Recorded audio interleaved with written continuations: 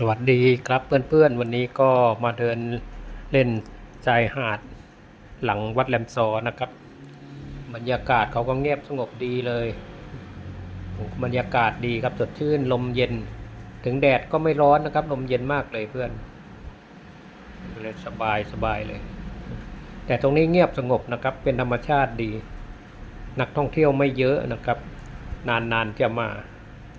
ใครชอบแบบเงียบสงบแบบธรรมชาติแบบส่วนตัวก็ที่นี่ได้นะครับธรรมชาติมากเลยครับเป็นสบายมากก็อากาศดีครับวันนี้อากาศดีมากเลยครับเพื่อนโอเคครับขอบคุณมากนะครับที่มาเยี่ยมชมกัน